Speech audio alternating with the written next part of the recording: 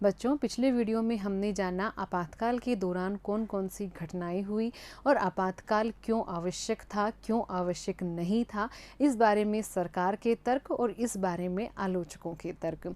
और फिर अंत में रह गए थे हमारे सामने कुछ सवाल कि सरकार और विरोधी जो पार्टियां हैं उनके बीच में किस तरह का संतुलन होना चाहिए और किस हद तक नागरिकों को विरोध करने का अधिकार होना चाहिए। लोकतांत्रिक राजनीति में नागरिकों को विरोध का अधिकार है, लेकिन क्या हद है उसकी। उसके बाद हमने जाना था कि पुलिस और प्रशासन का सरकार अपने औजार के रूप में इस्तेमाल करती है, आगे भी कर रही है, तो इसका क्या समाधान निकल सकता है। इन सभी सवालों का जवाब हम ढूंढने की कोशिश करेंगे इस वीडियो में। तो हम चलते हैं अपने इस वीडियो की ओर, जिसका नाम है आपातकाल के बाद की राजनीति, कि आखिर क्या क्या सीखा हमने आपातकाल से, क्या प्रभाव इसका हमारी राजनीति पर पड़ा, क्या क्या सुधार हमने किए अपने संवैधानिक ढांचे में, अपने राजनीतिक ढांचे में। चलिए जानते हैं। देखिए, जैसे ही आपातकाल खत्म हुआ और लोकसभाओं के चुनावों की घोषणा हुई, एक बहुत कीमती सबक हमारी राज व्यवस्था ने सीख लिया था। 1977 के जो चुनाव थे वो आपातकाल का जनमत संग्रह ही कह सकते हैं। आपातकाल के अनुभवों के बारे में विपक्ष ने लोकतंत्र बचाओ के नारे पर चुनाव लड़ा था। विपक्ष का नारा था लोकतंत्र बचाओ। उसने कांग्रेस को आपातकाल के मद्देनजर आपातकाल की पृष्ठभूमि में लोकतंत्र विरोधी के रूप में जनता के सामने प्रस्तुत किया था। जनादेश निर्णायक तौर पर आपातकाल के विरुद्ध था। इस अर्थ में अगर हम देखें तो 1975 से 77 के अनुभवों की परिणति भारतीय लोकतंत्र की बुनियाद को पुख्ता बनाने में हुई। यानी कि 1975 से 1977 तक जो भी घटनाएं हुई, आपातकाल से पूर्व की घटना, आपातकाल की घोषणा और आपातकाल के दौरान की घटनाएं, और आपातकाल के बाद में चुनाव, उन चुनावों का परिणाम, उन चुनावों के बाद बनने वाली सरकारें, उनका विघटन, तो ये सारी की सारी जो घटनाएं हैं, इन्होंने हमारे लोकतंत्र को एक बुनियादी मजबूत ढांचा प्रदान किया। इन्होंने मजबूती का काम किया। कैसे, अभी जान लेते हैं। देखिए बच्चों, लोकसभा चुनाव 1977 में हुए थे। चुनाव से पहले जनवरी 1977 में चुनाव करवाने का फैसला लिया गया था। सभी नेताओं और राजनीतिक कार्यकर्ताओं को रिहा किया गया। पिछले वीडियो में हमने जाना था कि निवारक नज़रबंदी के तहत बहुत सारे नेताओं को और कार्यकर्ताओं को गिरफ्तार कर लिया गया था, तो अब इनको चुनाव से पहले रिहा कर दिया गया था। आपातकाल लागू होने से पहले ही विपक्षी पार्टियां एक दूसरे के नजदीक आ रही थी। चुनाव से ठीक पहले इन पार्टियों ने एकजुट होकर जनता पार्टी के नाम से और एक दल बनाया था। नई पार्टी ने जयप्रकाश नारायण का नेतृत्व स्वीकार किया था और कांग्रेस के कुछ नेता जो कि आपातकाल के खिलाफ थे, वो भी इस पार्टी में शामिल हो गए थे, जनता पार्टी में। कुछ अन्य नेताओं ने जगजीवन राम के नेतृत्व में एक नई पार्टी बनाई थी, कांग्रेस फॉर डेमोक्रेसी। 1977 के चुनावों को जनता पार्टी ने आपातकाल के ऊपर जनमत संग्रह का रूप दिया था कि जो आपातकाल था उसके दौरान जो घटनाएं हुई, जनता आहत हुई, परेशान हुई, तो इसका रूप दिया था किसने? 1977 के चुनावों को जनता पार्टी ने, कि इस 1977 के चुनावों के जो परिणाम आएंगे वो उस आपातकाल के बारे में जनमत संग्रह है। इस पार्टी के चुनाव प्रचार में शासन के अलोकतांत्रिक चरित्र और आपातकाल के दौरान की गई ज्यादतियों पर जोर दिया था।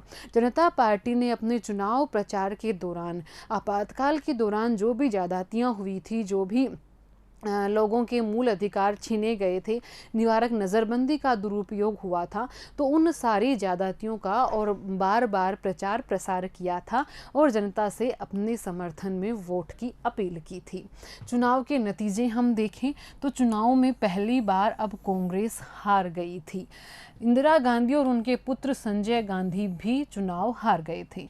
154 सीटें और 154 सीटें और 35% से भी कम कम वोट कांग्रेस को मिल पाए थे। जनता पार्टी और जो साथी दल थे उनको 330 सीटें मिली, अकेली जनता पार्टी को 295 सीटें हासिल हुई। राजस्थान, मध्य प्रदेश में कांग्रेस को एक एक सीट, जबकि बिहार, उत्तर प्रदेश, दिल्ली, हरियाणा और पंजाब में कांग्रेस को एक सीट भी नहीं मिली थी। तो निसंदेह है ये जो चुनाव परिणाम थे ये एक तरह से आपातकाल का जनमत संग्रह एक हिसाब से कहे जा सकते हैं, देखे जा सकते हैं, क्योंकि इन चुनाव परिणामों में कांग्रेस इस बार हार चुकी थी। स्वयं इंदिरा गांधी चुनाव हार गई थी। कांग्रेस देश में हर जगह चुनाव नहीं हारी थी, लेकिन एक दूसरा पहलू यह भी है कि कांग्रेस हर जगह चुनाव नहीं हारी थी। दक्षिण भारत के राज्यों में जो कांग्रेस का विजयी रथ था वो अभी भी अविरत चल रहा था। इसका कारण ये था कि जो आपातकाल का प्रभाव था वो उत्तर भारत में ज़्यादा था। जबरन नसबंदी वाला कार्यक्रम भी उत्तर भारत में ही चलाया गया था। तो देखिए, महाराष्ट्र, गुजरात और उड़ीसा में कांग्रेस ने कई सीटों पर अपना कब्जा बरकरार रखा था। आगे देखते हैं चुनाव परिणामों के कारण क्या थे, कि इस तरह के चुनाव परिणाम क्यों आए, क्यों कांग्रेस को इतनी बड़ी हार का सामना करना पड़ा। कांग्रेस ने कई राज्यों में एक एक सीट भी नहीं जीती। क्या कारण थे इसके? इसका पहला कारण आपातकाल का प्रभाव था, और आपातकाल का प्रभाव जिन राज्यों पर पड़ा था वहाँ कांग्रेस हारी थी, लेकिन आपातकाल का प्रभाव सभी राज्यों पर समान रूप से नहीं पड़ा था। जहाँ आपातकाल का प्रभाव ज़्यादा था वहां चुनावों में कांग्रेस की स्थिति खराब थी, लेकिन जहां आपातकाल का प्रभाव कम था, जैसे कि दक्षिणी राज्य, तो वहां पर कांग्रेस अभी भी अविजय थी। लोगों को जबरन उजाड़ने और विस्थापित करने अथवा जवान नसबंदी करने का काम है वो ज़्यादातर उत्तर भारत के राज्यों में हुआ था, इसलिए उत्तर भारत के राज्यों में कांग्रेस हारी थी। अब जनता सरकार, हमने अभी देखा चुनाव परिणाम में कि जनता पार्टी जीती थी। जनता पार्टी, हमने अभी देखा था, जनता पार्टी सभी विपक्षी दलों ने मिलकर के एक दल का निर्माण किया था। जनता पार्टी का नेतृत्व जयप्रकाश नारायण कर रहे थे। अब ये चुनाव में जीत गए थे। अब आगे की कहानी क्या, कितनी चल पाई ये सरकार, कैसा काम किया इस सरकार ने, जान लेते हैं। जनता पार्टी का सरकार में कोई खास तालमेल नहीं था, ये तो हम जानते हैं। अनेक विपक्षी दल आपस में मिले थे, उनकी विचारधाराएं अलग थी, कार्यक्रम अलग थे, सोच अलग थी, लेकिन फिर भी वो एक साथ मिलकर उन्होंने चुनाव लड़ा। अब उनकी सरकार बनी, लेकिन उनकी सरकार में कोई तालमेल नहीं। सबसे पहले तो उनका सत्ता के लिए संघर्ष ही प्रारंभ हो गया, जिसमें आया प्रधानमंत्री पद के लिए होड़। प्रधानमंत्री पद के लिए 3 व्यक्तियों में होड़ मची। पहले थे मोरारजी देसाई, दूसरे चौधरी चरण सिंह और तीसरे जगजीवन राम। मोरारजी देसाई की बात करें तो ये 1966-67 से ही इंदिरा गांधी के प्रतिद्वंदी रहे थे। हमने देखा था पिछले अध्याय में, जब इंदिरा गांधी और लाल बहादुर शास्त्री को प्रधानमंत्री बनाया गया था तब मोरारजी देसाई थे, वो भी एक मजबूत उम्मीदवार थे। भारतीय लोकदल के चौधरी चरण सिंह हैं, वो भारतीय लोकदल के प्रमुख थे और उत्तर प्रदेश के किसान नेता थे। जगजीवन राम कांग्रेसी सरकारों में मंत्री पद पर रहने का इनको बड़ा और विशाल अनुभव था। अब इन तीनों में से कौन बने प्रधानमंत्री? प्रधानमंत्री पद को प्राप्त करने की होड़ अब जनता पार्टी में लग चुकी थी।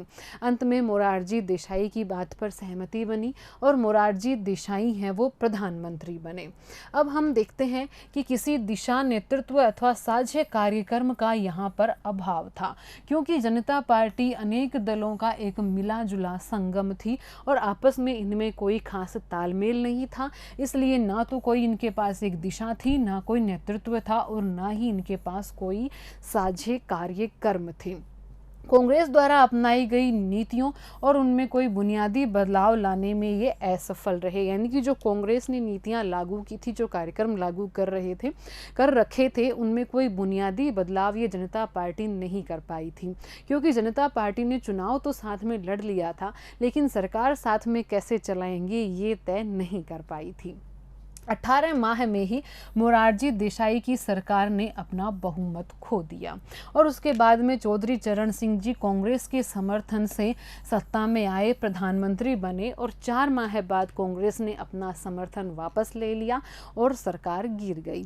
तो ये हश्र हुआ जनता पार्टी की सरकार का। एक पहली बार बनी गैर कांग्रेसी सरकार मोरारजी देसाई के नेतृत्व में, बाद में चौधरी चरण सिंह के नेतृत्व में, और दोनों ही बार अपना कार्यकाल पूरा नहीं कर पाते हुए ये सरकार गिर गई थी।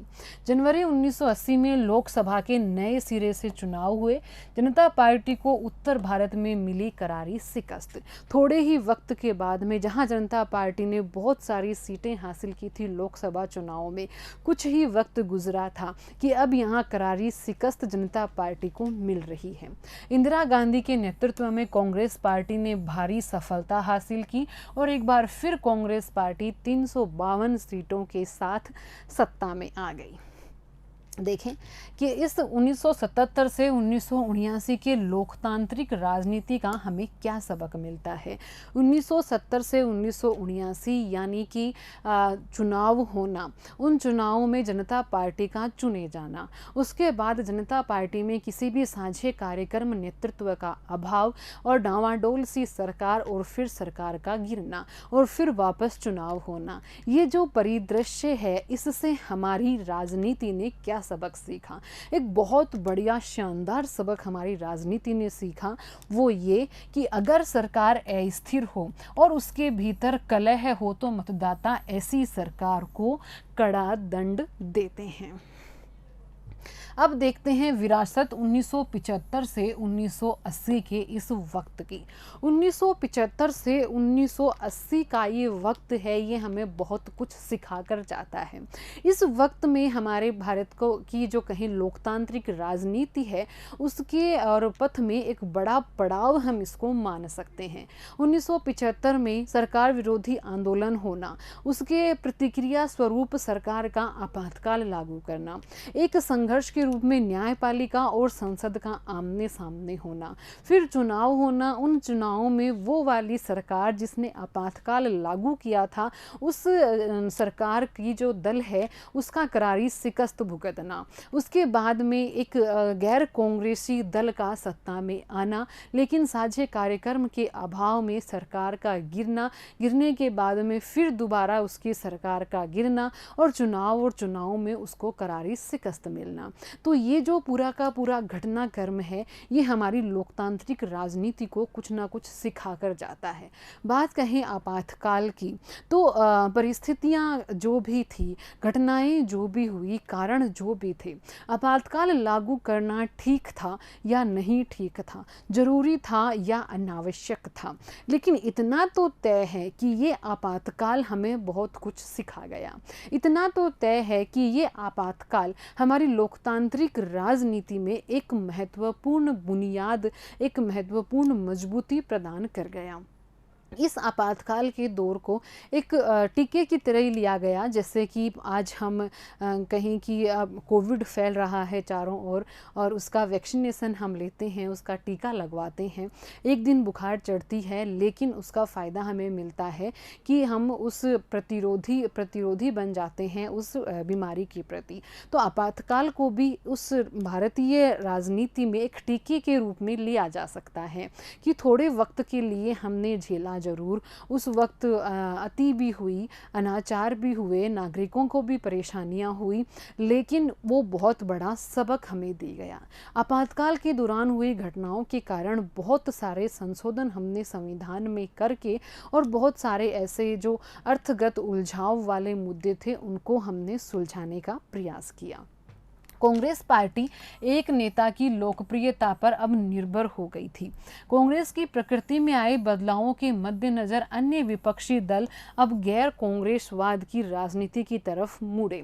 हम सभी जानते हैं कि नेहरू के वक्त की अगर कांग्रेस की बात करें, जैसा कि हमने पहले अध्याय में जाना था कि नेहरू के समय कांग्रेस में सभी गुटों को स्थान था, सभी समूहों को स्थान था, सभी मतों को स्थान था, सभी विचारधाराओं को स्थान था। तो उसमें ये कहें कि जो कांग्रेस विरोधी थे या फिर कहें कि जो कांग्रेस की नीतियां थी उनके विरोधी थे, वो कांग्रेस में ही रहकर विरोध करना ज़्यादा अच्छा समझते थे बजाय किसी विपक्षी दल में जाने के। लेकिन अब वो परिस्थिति बदल चुकी थी। अब कांग्रेस पूर्ण रूप से एक दूसरी तरह की कांग्रेस थी, एक नई कांग्रेस थी जो कि इंदिरा गांधी ने खड़ी की थी। इसलिए इस बदली हुई कांग्रेस के कारण गैर कांग्रेसवाद की ओर चले थे विपक्षी दल। 1977 में लोकसभा के साथ साथ उत्तर भारत के राज्यों में भी गैर कांग्रेसी सरकारें बनी। उन सरकारों के बनने में पिछड़ी जाति के नेताओं ने महत्वपूर्ण भूमिका निभाई थी। आपातकाल और उसके आसपास की अवधि को संवैधानिक संकट के रूप में भी देखा जा सकता है। एक तरह से वो संवैधानिक संकट ही था कि हमारे संविधान के बहुत सारे प्रावधान थे, वो उस वक्त शायद कहीं ना कहीं और ठुकराए गए थे या फिर कहीं कि उनकी और उपेक्षा की गई थी। जैसे नागरिकों के मूल अधिकारों का हनन है, तो हमारा संविधान या फिर उसकी अंतरात्मा कभी इस बात का समर्थन नहीं करेगी कि नागरिकों को उनके मूल अधिकारों से वंचित किया जाए। तो एक संवैधानिक संकट के रूप में आपातकाल के दौर को लिया जा सकता है। संसद और न्यायपालिका का संघर्ष भी आपातकाल के मूल में है। राजनीतिक संकट के रूप में अगर हम देखें तो सत्ताधारी पार्टी के पास पूर्ण बहुमत था, फिर भी इसके नेतृत्व में लोकतंत्र को ठप करने का इसने फैसला लिया। अगर हम देखें कि अगर उस वक्त कुछ अंदरूनी गड़बड़ थी भी, अगर कोई ऐसी हिंसक परिस्थितियां या परेशानियां थी भी, तो सरकार है उसके पास पूर्ण बहुमत था, वो आसानी से इन परिस्थितियों को संभाल सकती थी। लेकिन फिर भी उसने लोकतंत्र को ठप करने का निर्णय ले लिया था। आपातकाल के दौरान प्राप्त संवैधानिक शक्तियों का दुरुपयोग सरकार द्वारा किया गया था। तो ये जाना हमने अपने आपातकाल के पूरे दौर के बारे में कि किस तरह से आपातकाल की इस घटना ने, आपातकाल के इस दौर ने, उसके बाद हुए चुनावों ने और उनके परिणामों ने हमें कितना कुछ सिखा दिया। हम संवैधानिक संकट, राजनीतिक संकट, दोनों ही संकट बता सकते हैं आपातकाल को। संवैधानिक संकट, संवैधानिक प्रावधानों का कहीं कि अपनी मर्जी के अनुसार दुरुपयोग किया गया था, और राजनीतिक संकट हम कह सकते हैं कि राजनीति में भी और एक तरह से सरकार के पास शक्तियां थी, पूर्ण बहुमत प्राप्त सत्ता दल था, लेकिन फिर भी उसने लोकतांत्रिक प्रक्रिया को ठप करने का रास्ता चुना था। तो जाना हमने बहुत विस्तार से क्या था आपातकाल, क्या थी आपातकाल की परिस्थितियां, क्या रहे हैं उसके कारण। अब आपको तय करना है कि क्या आपातकाल लागू करना जरूरी था या केवल सरकार अपने आप को बचाने के लिए, अपने शासक दल को, अपने सत्ता को बचाने के लिए और इस तरह की आपातकाल जैसा उसने कठोर कदम उठाया था। लेते हैं प्रश्नोत्तर। दिए गए कार्टून को देखकर नीचे लिखे प्रश्नों के उत्तर आपको देने हैं। ये कार्टून आपके सामने दिया हुआ है। पहला प्रश्न है, चित्र में दिखाई गई महिला कौन है। इनको आपको पहचानना है कि ये चित्र में दिखाई गई महिला कौन है और ये कार्टून किससे संबंधित है। आपने इस अध्याय का अच्छे से अध्ययन किया है तो आप आसानी से देखकर बता सकते हैं कि ये कार्टून किससे संबंधित है। क्वेश्चन 2, 1977 के लोकसभा चुनाव में कांग्रेस किस पार्टी ने जीत दर्ज की। 1977 के चुनाव हुए थे, उसमें कौन सी पार्टी जीती थी, ये आपको बताना है। और इसी के साथ अपना ये अध्याय पूर्ण होता है। धन्यवाद।